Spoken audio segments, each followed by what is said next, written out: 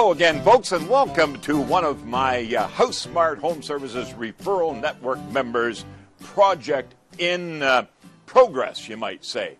And today we're going to show you what is involved in removing one of the old oil storage tanks that's underground in the older homes back in the 30s, 40s, and 50s in any city, town, any area throughout the country.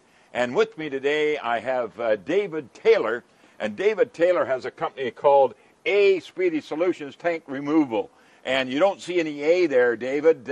I guess really that's a situation where the A goes in after the Canadian brand goes on. A.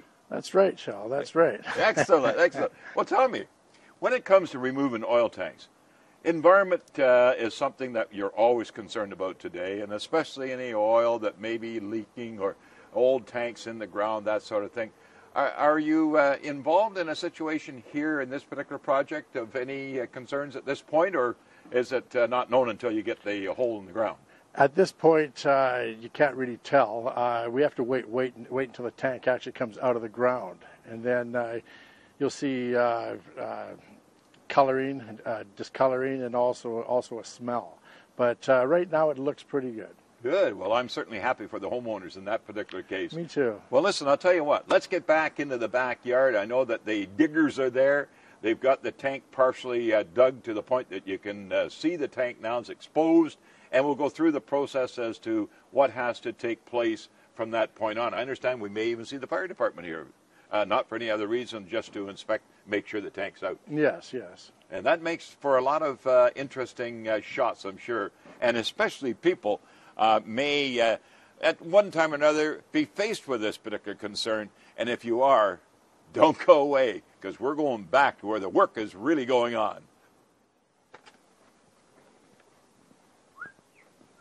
On the way back into the backyard, we just happen to have a sample of what we're going to be removing from the ground. It's a miniaturized sample, and David, this particular tank here, I'm sure it's a very small miniaturized size, but all the rest of the items coming out of the tank, I would think, are full size. And the red pipe here, the blue pipe, and the two copper lines. Explain those items.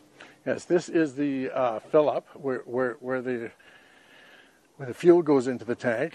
And this is the breather that goes up the side of the house. It's usually about maybe 5 to 6 feet.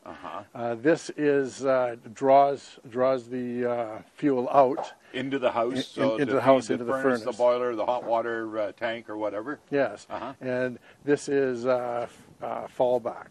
So that actually the fallback is when the pump stops. Anything that's in the line will go back into the tank. Yes. Okay. Now, the blue, the vent stack, quite a number of people will call me and they'll say, I know I have a pipe that comes up the side of the house, and I can recall when Mom or Dad had the oil tank filled, you could always smell the oil, and I guess that's where and why they call it the breather pipe. Yeah, fumes, yes. Yeah, yeah. Okay, well, listen, let's get over to where the guys are digging the hole and really doing all the work today and see what's going on. Okay. Well, Dave, I'll tell you, how long have they been digging here? They've been here about 6 hours. So a couple of guys digging the tank to the point that it's exposed like it is there now? Yes. Now, what's going to be next? I can see the filler pipe. I can see the vent pipe heading off to the right leg there of the fellows doing the digging. What's next? Okay, what's going to happen next, he's going to scrape the top of the tank off, get it prepared to cut the top off. When they cut the top off, is there going to be any concerns, sparks, fire, anything of that nature? Well, there's going to be a lot of sparks, yes, because it's grinding the top off, cutting it off. This particular tank doesn't really have too much diesel in it. That's the fuel they use is diesel, and you pretty well got to worry about the fumes. But in this case, I don't think there's going to be any worry at all.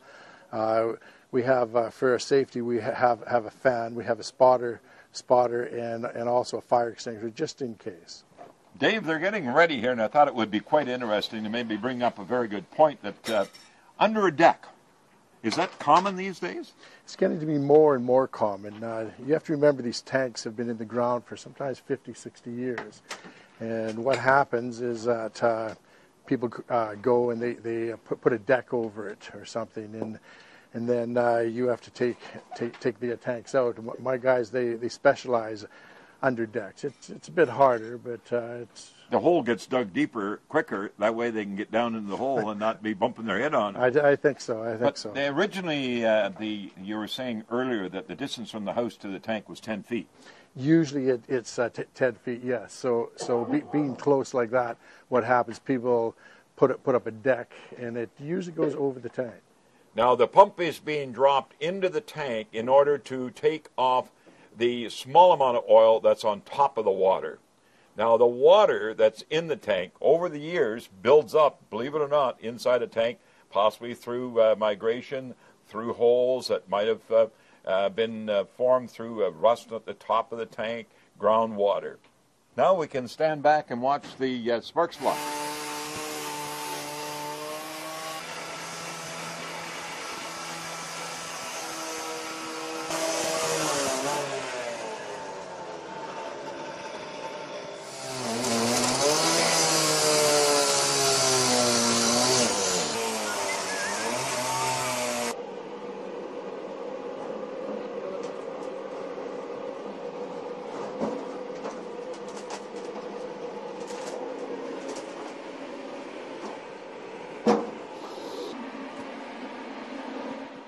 All right, now, Dave, the tank lid is off, or at least the lid that they formed through cutting it off.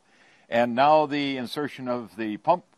Where's it go from there? Okay, and then it's going to be taken to a treatment plant. And then what's going to happen after the tank is pumped, it's going to be cleaned and then cut up into pieces, and then the firemen are going to come and take a look and inspect it. Just to make sure that everything is out of the ground and everything's clean. Yes. Well, David, Speedy Solutions, oil tank removal, all the equipment lying around, I'll tell you, one really clean operation. I really like it, and you do one heck of a job. Thanks for having me out and show me what takes place when removing an oil tank. Well, thank you for coming. Hey, it's my pleasure. And folks, there you have it. Till next time, Shell Busey. And just ask Shell on the how to, the what to, the where to, the why to, the when to, and the who to. David Taylor.